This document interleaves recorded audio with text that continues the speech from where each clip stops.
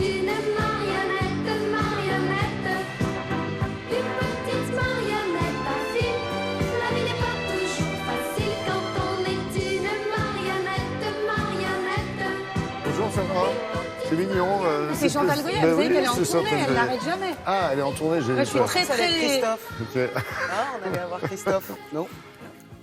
Charleville-Mézières, pourquoi avez-vous décidé de nous emmener là-bas? Parce que Charleville-Mézières, festival spectaculaire, festival mondial des marionnettes. Alors ça devient D'où la petite chanson? D'où la petite chanson. Donc D'accord. c'est la 20e édition, mais attention, on pourrait dire 20e, 20 ans, pas du tout, 60 ans. Au début, c'était tous les 3 ans, Oui. avec ce succès incroyable. C'est maintenant tous les 2 ans. Et donc figurez-vous que vous n'avez pas vraiment de possibilité de faire autre chose à Charleville-Mézières pendant ces 9 jours, étant donné qu'il y a 140 compagnies, 440 représentations, 28 pays différents représentés. Autant dire que dans les villes de Charleville-Mézières, vous entendez toutes les langues parler.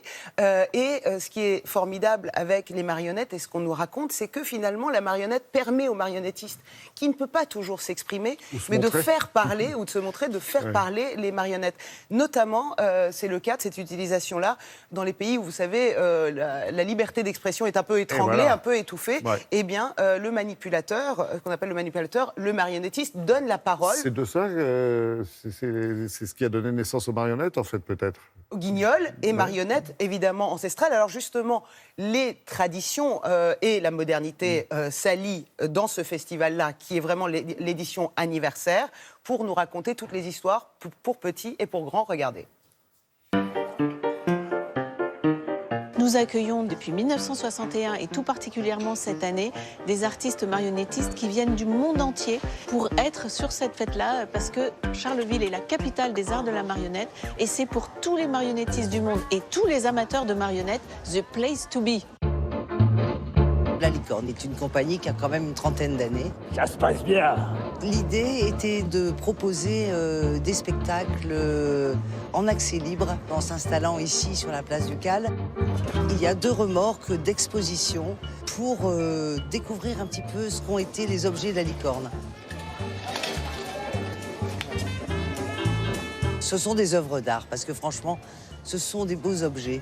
En même temps, ce sont des choses que les gens doivent toucher. Enfin, il n'y a pas quelque chose de sacré dans ces objets. Là, c'est une chance d'aller pouvoir observer la petite roulette, le petit boulon.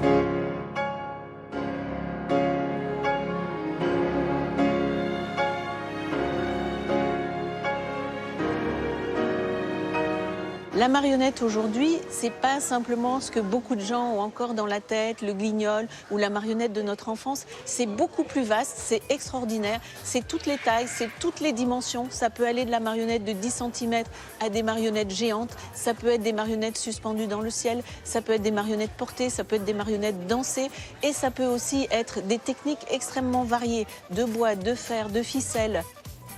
Tous les matériaux sont maintenant mis à disposition à l'épreuve des marionnettes qui sont l'art de la manipulation.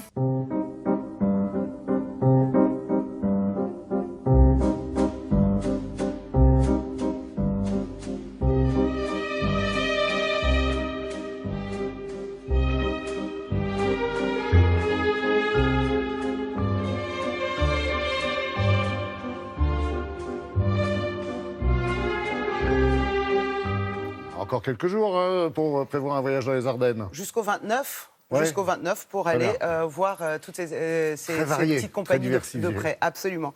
Et puis, vous m'avez peut-être pas vu, mais j'étais un des petits personnages avec la valise. Oui, j'ai vu. Je tenais à dire au revoir aux téléspectateurs. J'ai vécu des choses formidables avec vous pendant 13 ans. J'ai parcouru la France, ses communes, ses villages, ses villes et découvert la richesse de la culture à la française avec vous. Ça a été sublime. Et voilà. Et donc, comme dirait, je peux citer Pierre Bachelet. Bien sûr. J'ai des ficelles à mon destin. Et donc, voilà. Et j'espère vous retrouver avec ou sans écran très bientôt.